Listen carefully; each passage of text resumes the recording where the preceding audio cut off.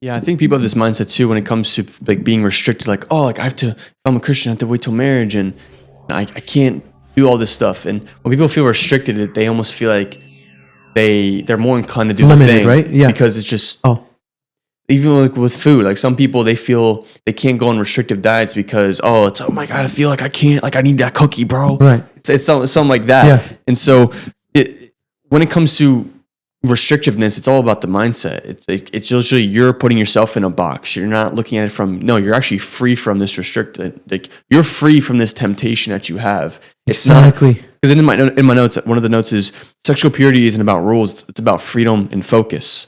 And I think the word there is freedom.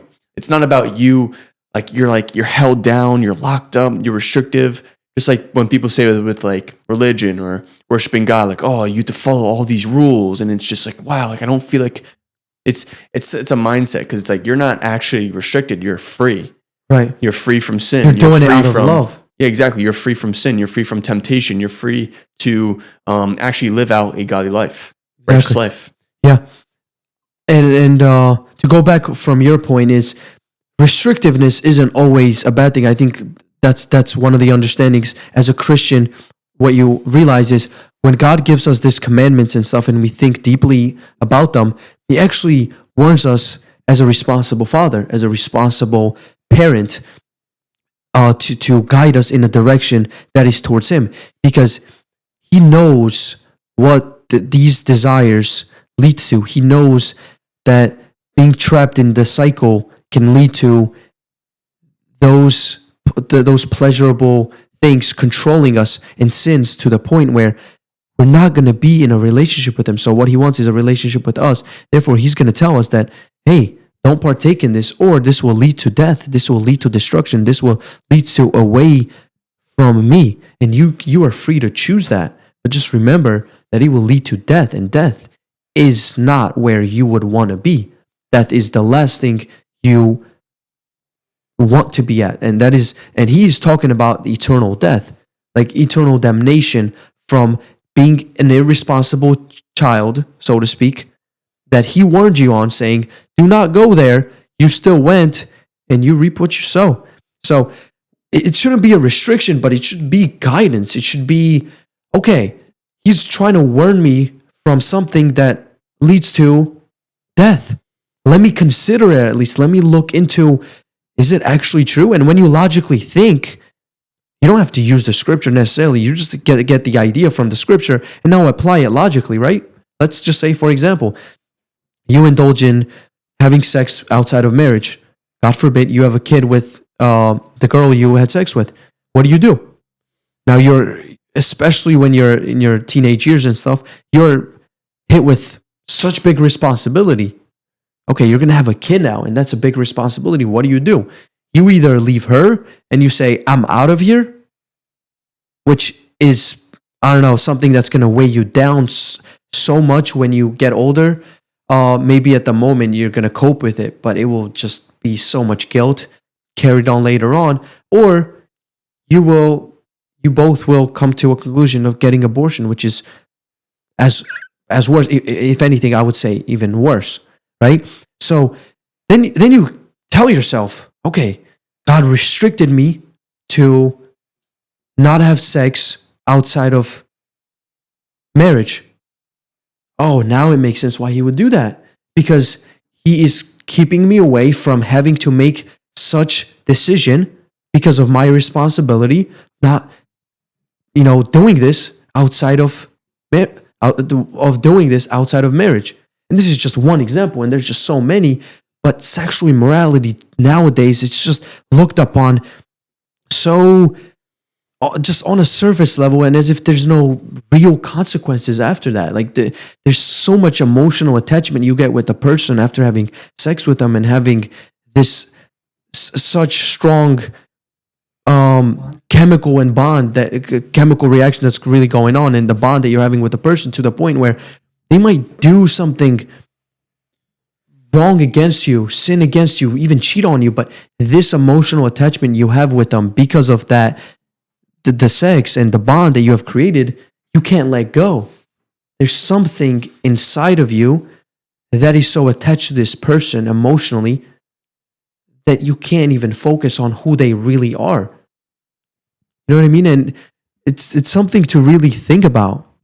Yeah, and sometimes I feel like people who deal with this problem of being lust, they put lust on a pedestal, like, Yeah. oh, this problem is so much bigger than me. But all you really need to do is put things bigger than that.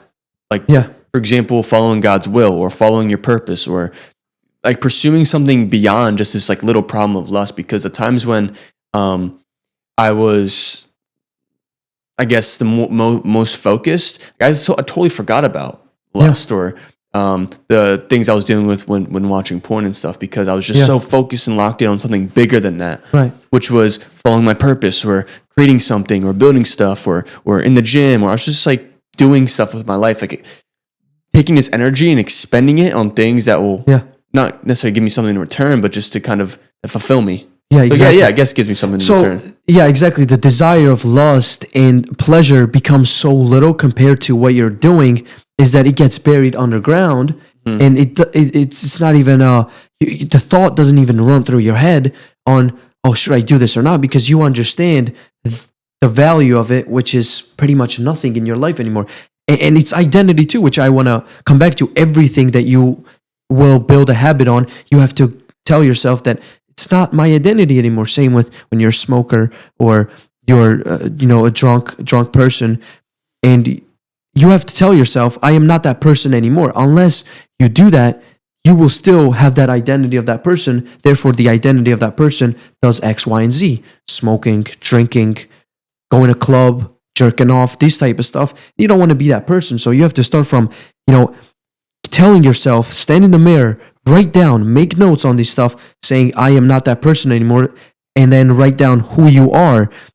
When you feed yourself positive affirmations, which I'll be honest, I think it's kind of looked down upon, this positive affirmations, and telling yourself positive things and having transforming your mindset into positive thinking through outward expressions as well as kind of like inward stuff, is you need to really put that to practice.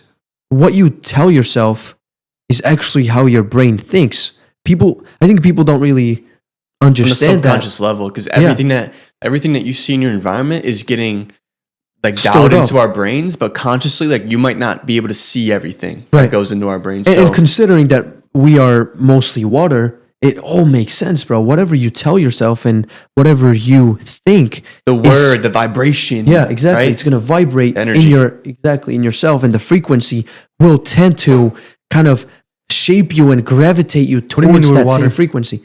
We're mostly water, like, so we're 70% water. So when you tell yourself, let's say, I'm a winner, I'm a strong-willed person, I'm courageous, what happens is these words, without you seeing them, have an effect in you, which takes time. It doesn't happen overnight, but it takes time. And what happens is your body and your mind and your neurochemical system responds to them in a way where you actually tend to see, attract, and focus on the things that type of person would.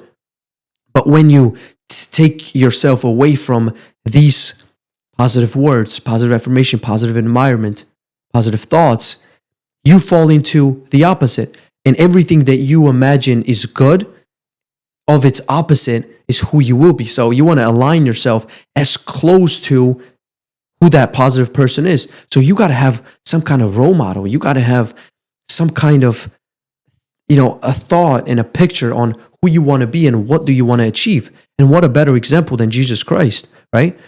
God himself came down in human flesh, taught this incredible teachings. Not only that, but lived it. And there's no higher standards than him. But then you can see all over the world people who reflect his image and people who have lived the lifestyle of struggle and serving people, just full on dedicating their lives to creating something that will help other people. Why not? Why wouldn't you want to be that person that helps other people? Why would you want to just use such abundance that is in the world, which is created by the hard work of other people, but not be part of it, not be part of giving it forward? You take, what do you truly give? That should be a question you ask. You know what I mean? So the reason why I brought up this point is because, you can't overlook the positive affirmations. You really have to start somewhere, and you have to, shape your mindset into achieving that the potentiality of that person who is the future version of yourself. You got to really look at it from that perspective. You gotta believe it, right? Yeah, you got to believe it.